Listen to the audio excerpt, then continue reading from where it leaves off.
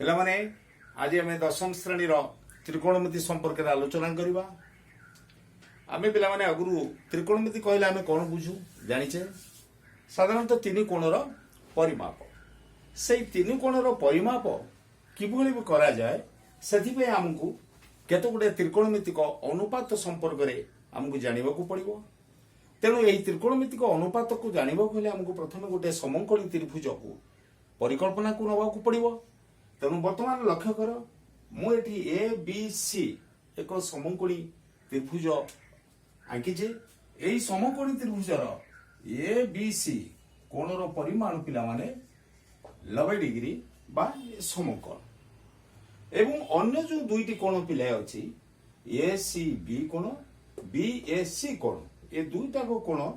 ଆମେ ଜାଣିଛେ ପରସ୍ପର ଅନୁପୂରକ ଏବଂ ପ୍ରତ୍ୟେକ ଗୋଟେ ଗୋଟେ ସୂକ୍ଷ୍ମ କୋଣ। ସେଥିମଧ୍ୟରୁ ପିଲାମାନେ ମୁଁ ଏ ସି ବି କୋଣଟି ନେଲି। ଏଇ ଏ ସି ବି କୋଣର ପରିମାଣକୁ ମୁଁ ପରିମାପକୁ ମୁଁ ନେଲି ଥିଟା। ତାହେଲେ ବର୍ତ୍ତମାନ ଏଇ ଥିଟା କୋଣ ପାଇଁ ବା ଏ ସି ବି କୋଣ ପାଇଁ ଏହାର ଯେଉଁ ସମ୍ମୁଖୀନ ବାହୁଟି ପିଲାମାନେ ଲକ୍ଷ୍ୟ କର, ଏଇ କୋଣର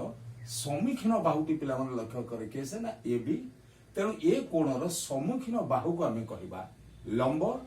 ଯାହାକୁ କୁହନ୍ତି ପରପେଣ୍ଡିକୁଲାର, ଯାହାକୁ ମୂଳ ଅକ୍ଷରକୁ ଆମେ ପି ରୂପେ ନେଇଛେ। ଏଇ ଲମ୍ବର ଦୈର୍ଘ୍ୟକୁ ଆମେ ପି ସଂକେତରେ ନେଇଛେ ବା ପି ଏକକରେ। ସେଇଭଳି ଏଇ କୋଣର ସଂଲଗ୍ନ ବାହୁଟି ଯେ ହେଲା ଗୋଟେ ବିସି ଆଉ ଗୋଟେ ଏସି। ଆମେ ଏସି ଜାଣିଛେ ସମକୋଣର ସମ୍ମୁଖୀନ ବାହୁକୁ କର୍ଣ୍ଣ କୁହାଯାଏ, ଏହା ସ୍ଥିର। ଏହାକୁ ଆମେ ଜାଣିଛେ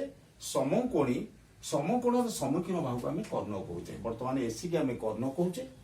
ଏବଂ ଏହାର ଦୈର୍ଘ୍ୟକୁ ଆମେ ହାଇପୋଟେନସ୍ କହୁଛେ। କର୍ଣ୍ଣର ଇଂଲିଶ, ତାର ମୂଳ ଅକ୍ଷର ଏଚ୍, ଏତୁନାର ଦୈର୍ଘ୍ୟକୁ ଆମେ ପିଲାମାନେ ଏଚ୍ ସଂକେତରେ ପ୍ରକାଶ କଲେ। ସେଇଭଳି ଏହାର ସଂଲଗ୍ନ ଅନ୍ୟ ବାହୁଟି ଯିଏ ରହିଲା ଯେ ବିସି, ଏଇ କୋଣର ସଂଲଗ୍ନ ବାହୁଟି ଯେ ବିସି ରହିଲା, ଆକୁ ପିଲାମାନେ ଆମେ କହିଲେ ଭୂମି, ଆଉ ତାର ଇଂଲିଶର ଶବ୍ଦ ହଉଛି ବେସ୍। ତାର ମୂଳ ଅକ୍ଷରକୁ ବି କେ ଆମେ ନେଇଛେ ତାର ସଂକେତ ରୂପେ। ତେଣୁ ବିସି ର ଦୈର୍ଘ୍ୟକୁ ବି ଏକକ, ଏ ବି ର ଲମ୍ବର ଦୈର୍ଘ୍ୟକୁ ପି ଏକକ,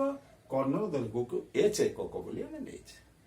ସେଇଭଳି ପିଲାମାନେ ଅନ୍ୟ ଏକ କୋଣ କଥା ଚିନ୍ତା କରିବା। ଏଇ କୋଣ ପାଇଁ ଏ କୋଣର ଦୈର୍ଘ୍ୟ ଯଦି ପିଲାମାନେ ଥିଟା ହେଲା, ଆମେ ପିଲାମାନେ ଜାଣିଛେ କେତେ ହବ ଏ କୋଣର ପରିମାଣ 90 ମାଇନସ ଥିଟା। ତାହେଲେ ଏ କୋଣ ପାଇଁ ଲମ୍ବ କେସ୍, ଭୂମି କେସ୍ ଆଉ କେମିତି ଜାଣିବା? ଆମେ ସର୍ବଦା ଦେଖିବା ଲମ୍ବ ଆଉ ଭୂମିର ଇଏ କୋଣ ପାଇଁ ଯାହା ଅଛି ଇଏ କୋଣ ପାଇଁ ସେୟା ହବନି। ଏଇଟା ହଉଛି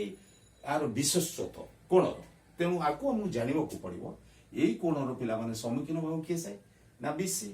ତାହେଲେ 90 ମାଇନସ ଥିଟା ପାଇଁ ଲମ୍ବ ହବ କିଏ ସେ ବିସି, ଏବଂ ଭୂମି ହବ କିଏ ସେ ତାର ସଂଲଗ୍ନ ବାହୁଟି ଏ ବି, ଏବଂ କର୍ଣ୍ଣ ସ୍ଥିର। ତାହେଲେ ବର୍ତ୍ତମାନ ଆସ ଜାଣିବା ସଂକ୍ଷେପରେ ଆମେ ଗଲେ ଥିଟା କୋଣ ପାଇଁ ପିଲାମାନେ ଦେଖ, ଏଠି ଲମ୍ବ ହେଲା ଏ ବି, ଲମ୍ବ ହେଲା ପିଲାମାନେ ଏ ବି ଯାହାକୁ ଆମେ ପି ନେଇଛେ। ଭୂମି ହେଲା ପିଲାମାନେ କେତେ ଲକ୍ଷ୍ୟ କର ବିସି, ଯାହାକୁ ଆମେ ନେଇଛେ ବି, ଏବଂ କର୍ଣ୍ଣ ହେଲା କି ପିଲାମାନେ ଦେଖ ଲକ୍ଷ୍ୟ କର, କର୍ଣ୍ଣ ହେଲା ଏସି, ଯାହାକୁ ଆମେ ନେଇଛେ ଏଚ୍। ସେଇଭଳି 90 ମାଇନସ ଥିଟା ପାଇଁ, ଯଦି 90 ମାଇନସ ଥିଟା କୋଣ ପାଇଁ ଆମେ ଚିନ୍ତା କରିବା, ସଂକ୍ଷେପରେ ପିଲା ମୁଁ ଲେଖିଦେଇଛି 90 ମାଇନସ ଥିଟା ପାଇଁ ଭୂମି କେସ୍ ହବ ଲକ୍ଷ୍ୟ କର। ଭୂମି ହେଲା କିଏ ସେ ଏ ବି ସଂଲଗ୍ନ ବାହୁ, ଲମ୍ବ କିଏ ହବ ତାର ସମ୍ମୁଖୀନ ବାହୁ, ତାର ଲେଖିବା କିଏ ସେ ଲମ୍ବ ହେଲା କିଏ ସେ ପିଲାମାନେ ଲକ୍ଷ୍ୟ କର ବିସି, ଯାହାକୁ ଆମେ ପି ନବା। ଭୂମି କେସ୍ ହବ ଲକ୍ଷ୍ୟ କର ପିଲାମାନେ, ଭୂମି ଇଜ ଇକ୍ୱାଲ ଟୁ ଏ ବି ସଂଲଗ୍ନ ବାହୁ, ଏ ବି କୁ ନବା ବି, ଆଉ ଆମେ ଜାଣିଛେ ପିଲାମାନେ କର୍ଣ୍ଣ ଯାହା ଅଛି ସେୟା ରହିବ ଏସି ଯେ ସ୍ଥିର। ତାହେଲେ ପିଲାମାନେ ଏଇ ଦିଟା କୋଣକୁ ଆମେ ପ୍ରଥମେ ତୁଳନା କରିବା ଯେ ଏ କୋଣ ପାଇଁ ଏ କୋଣର ସମ୍ମୁଖୀନ ବାହୁ ହଉଛି ଲମ୍ବ ଏବଂ ସଂଲଗ୍ନ ବାହୁ ହଉଛି ଭୂମି। ଏ କୋଣକୁ ଯେତେବେଳେ ଆମେ ଯିବା, ଏ କୋଣ ପାଇଁ ତାର ସମ୍ମୁଖୀନ ବାହୁ ହବ କିଏ ସେ ବିସି, ଯିଏ ହବ ଲମ୍ବ, ଏବଂ ସଂଲଗ୍ନ ବାହୁ ହଉଛି ଭୂମି। ଆମେ ଏଇ ଦିଟା କୋଣର ବିଶେଷତ୍ୱକୁ ଆମକୁ ବା ମୁଖ୍ୟ କଥାକୁ ଆମକୁ ଜାଣିବାକୁ ପଡିବ। ଏଥିରେ ଯଦି ଓଳମ ବିଳମ୍ବ ହେଇଯାଏ ବା ଟିକେ ଭୁଲ ଭଟକା ହେଇଗଲେ, ତାହେଲେ ତ୍ରିକୋଣମିତିରେ ଶାସ୍ତ୍ରଟା ବି ଭୁଲ ଭଟକା ହେଇଯିବ। ତେବେ ଆମେ ଏଇ କୋଣ ସମ୍ପର୍କରେ ଜାଣିଲେ ତାହେଲେ ବର୍ତ୍ତମାନ ଆସେ ଯିବା ତ୍ରିକୋଣମିତିକ ଅନୁପାତ କହିଲେ ଆମେ କଣ ବୁଝିବା ତାକୁ କିଭଳି ଭାବରେ ଆମେ ନିର୍ଣ୍ଣୟ କରିବା ପିଲାମାନେ ଆମେ ଏଇଠି ଗୋଟେ କଥା ଚିନ୍ତା କରିବା ପ୍ରଥମେ ପିଲାମାନେ ତମେ ଜାଣିଛ ଏ ବିଷୟ ଏକ ସମକୋଣ ତ୍ରିଭୁଜ ଏସିବି ର କୋଣକୁ ଆମେ ମନେକର ଥୀଟା ଡିଗ୍ରୀ ନେଇଛେ ତାହେଲେ ଏଇ କୋଣ କଥାକୁ ଆମେ ବିଚାର କରିବା ବର୍ତ୍ତମାନ ଆମେ ଏଇ କୋଣ କଥାକୁ ବିଚାର କରିବା ନାହିଁ ବର୍ତ୍ତମାନ ଏଇ କୋଣ କଥା ଆମେ ବିଚାର କରିବା ତାହେଲେ ବର୍ତ୍ତମାନ ଏଇ ଯୋଉ ଏବିସି ସମକୋଣ ତ୍ରିଭୁଜଟି ପିଲାମାନେ ହେଇଛି ଆମେ ଯଦି এবি ରୁ କ୍ଲକ୍ ୱାଇଜ ଯିବା ପ୍ରତ୍ୟେକ ଦିଟା ବାହୁକୁ ଅନୁପାତ ନବା କ୍ଲକ୍ ୱାଇଜ ଗଲେ ପିଲାମାନେ ଲକ୍ଷ୍ୟ କର ପରସ୍ପର କେତେଟା ଅନୁପାତ ହଉଛି ଦିଟା ବାହୁର ଅନୁପାତକୁ ନବା ଲକ୍ଷ୍ୟ କର ପିଲାମାନେ এবি ବାଇ ଏସି ଗୋଟେ ତାପରେ କେସ ହବ ଏସି ବାଇ ବିସି ତାପରେ ହେଲା ପିଲାମାନେ ଲକ୍ଷ୍ୟ କର BC Bai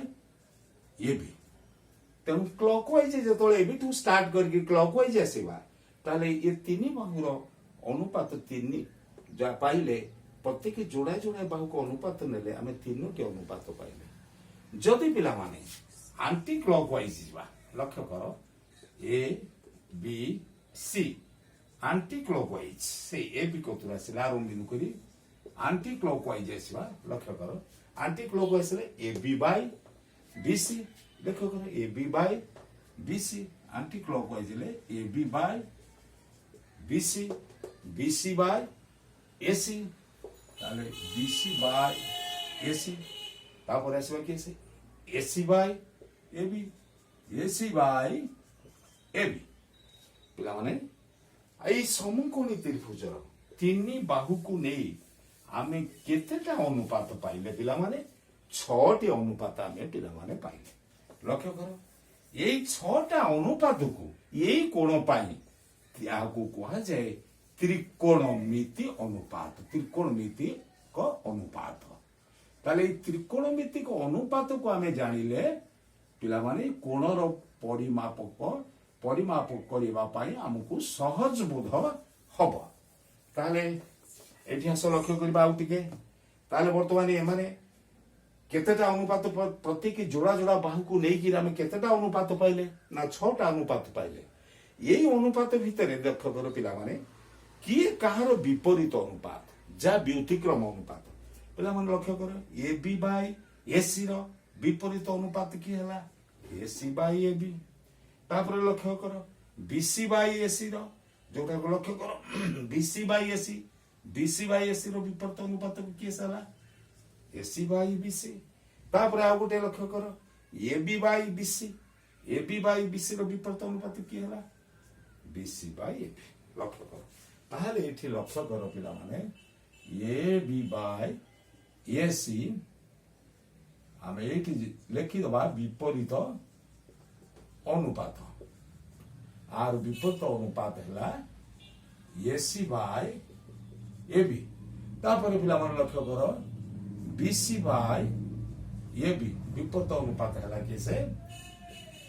A B by BC तापर पिला मन लक्ष्य करो A B BC by AC BC by AC लक्ष्य करो पिला माने बीसी बाय एसी सॉरी तापर एटा केते हो पिला माने एसी बाय बीसी परवर्ती की जीवा ए बी बाय बीसी विपरीत अनुपात के सब बीसी बाय ए बी ताहले पिला माने लक्ष्य करो A B by AC by A B BC by AC by BC A B by BC by A B तीनटा अनुपातर विपरीत अनुपात तीनटा पाइले अर्थात व्यतिक्रम अनुपात ताहले ए जो 6टा अनुपात नेले एई कोण पाई यही कोण पाई ये 6टा अनुपात को जो ना धरी डाकिबा बा ना दबा ताकू आमे कहबा 6टा त्रिकोणमितिक अनुपात यही कोण पाई 6टा त्रिकोणमितिक अनुपात पिला माने सेही 6टा अनुपात को आमे पाश्चात्य भाषा रे ता ना देचे संक्षिप्त रे पिला माने लक्ष्य कर sine cos tan cosec sec cot पिला माने लक्ष्य कर এই 6টা অনুপাত এই যে 6টা না অর্থ হচ্ছে সাইন থিটা অবশ্য থিটা কোণ ପାଇଁ সাইন অনুপাত তা মানে হচ্ছে থিটা কোণ ପାଇଁ সাইন অনুপাত তেଣୁ সাইন থিটা তাহলে কোউ অনুপাতକୁ নবা সাইন থিটা কোউ অনুপাতକୁ নবা cos থিটা কোউ অনুপাতକୁ নবা tan থিটা কোউ অনুপাতକୁ নবা cosec থিটা কোউ অনুপাতକୁ নবা sec থিটা কেউ অনুপাতକୁ নবা cot থিটা তাহলে দেখো লক্ষ্য করো পিলাମାନେ ଆମେ 6টা অনুপাত বাহির করছে প্রথম অনুপাতটিକୁ পিলাମାନେ নবা sin theta ab by ac তা না দেলে ab by ac দ্বিতীয়টাକୁ নবা পিলাମାନେ cos থিটা ତୃତୀୟଟାକୁ ପିଲାମାନେ ନବା tan থিটা ତେଣୁ ସାଇନ ର ବିପରୀତ ଯିଏ ରହିଲା ତାକୁ ନବା ପିଲାମାନେ କଣ cosec থিটা ତା ନାଁ ଦବା cos ର ବିପରୀତ ଯିଏ ରହିଲା ତାକୁ ପିଲାମାନେ ନାଁ ଦବା sec থিটা tan ର ବିପରୀତ ଯିଏ ରହିଲା ସେ ଅନୁପାତ ନାଁ ଦବା cot থিটা ଇଏ ହେଲା ବର୍ତ୍ତମାନ ତ୍ରିକୋଣମିତିର ଯୋଉ 6ଟା ଅନୁପାତ ଇଏ ହଉଛି ମୁଖ୍ୟ এই 6টা অনুপাত কিভাবে ভাবে আমি সমকোণী ত্রিভুজরু বাহুমানক অনুপাতরু নির্ণয় করু তাহা আমি আজ বর্তমানে দেখিলে তাহলে বর্তমানে পিলামানে এবে আমি লেখি পারিবা শেষরে আমি জানিলে sin theta is equal to ab by ac সংক্ষেপরে লেখি দউছি পিলামানে লম্ব বিভক্ত কর্ণ is equal to p by h cos theta is equal to bc by ac is equal भूमि by कर्ण is equal b by h tan theta is equal to पिला माने tan theta is equal to ab by bc is equal to लंब by भूमि is equal p by b बर्तमान sin theta रो विपरीत को जिबा cosec थीटा आर उल्टी जीवो कोन उल्टी जीवो ac by bc is equal to Karna by लंब is equal h by p से बोले cos थीटा रो उल्टा देखिए से विपरीत अनुपात ता ना दे छे sec theta is equal to से सही भली उल्टी जीवो ac by bc is equal to Karna by भूमि is equal to h by b लक्ष्य करो tan theta is equal to केते अछि हम जान जे तार विपरीत अनुपात केस हला cot theta is equal bc by ab bc by ab is equal भूमि विभक्त लंब is equal d by p पिला माने आमे जानी गले sin cos tan cosec sec cot এই যে ত্রিকোণমিতিক যে 6টি অনুপাত আছে পিলা মানে এই 6টা অনুপাত আজ আমি নির্ণয় কলে পিলা মানে এই 6টা অনুপাতକୁ ଆମେ কিভাবে ভাবে সংক্ষিপ্ত ভাবে মনে রাখিবা গোটে কৌশল মাধ্যমে কিভাবে মনে রাখিবা আজ বর্তমান পিলামানকে লক্ষ্য কর পিলাମାନେ ମୁଁ ଗୋଟେ କଥା ଚିନ୍ତା କରୁଛି पंडित बैद्री प्रसाद हर बोल लक्ष्य कर पंडित बैद्री प्रसाद पंडित पी बी रहला बैद्री पी रहला प्रसाद एच रहला हर बी रहला बोल पंडित बैद्री प्रसाद हर बोल एमती गोटे नाम उच्चारण करके एमती सजाई देले ताले प्रथम अनुपात जो दुईटार अनुपात प्रथम अनुपात आना बेले आम लक्ष्य कले कौन दबा sin थीटा द्वितीय जोड़ी जो रहा द्वितीय अनुपात को देले आम cos थीटा तृतीय अनुपात को देले tan थीटा ताले एठी हम संक्षेप रे लिखि परिवा sin theta is equal to p by h cos theta is equal to से थ्रू लिखि परिवा b by h tan theta is equal to p by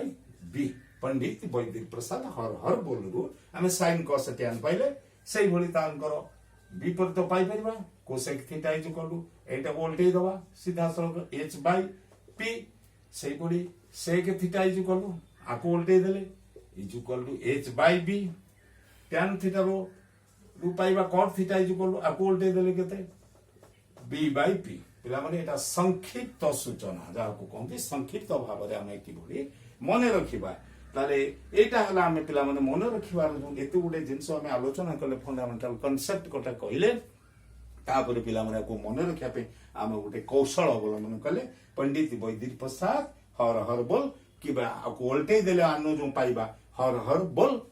Bai ପଣ୍ଡିତ ବୈଦିକ ପ୍ରସାଦ ଏମିତି ଭାବରେ ଆମେ ଗୋଟେ କୌଶଳ ଅବଲମ୍ବନ କରି ଆଜି ମନେ ରଖିଲେ ତେଣୁ ଆଜି ଆମେ ଏଇ ଯୋଉ ତ୍ରିକୋଣମିତିକ ରେସିଓ ବା ତ୍ରିକୋଣମିତିକ ଅନୁପାତ ସମ୍ପର୍କରେ ଆଜି ଆଲୋଚନା କଲେ ପରବର୍ତ୍ତୀ କ୍ଲାସରେ ଆମେ ଏଇ ଅନୁପାତ ମଧ୍ୟରେ କଣ ସମ୍ପର୍କ ଅଛି ସେ ବିଷୟରେ ପାଠ ପଢିବା।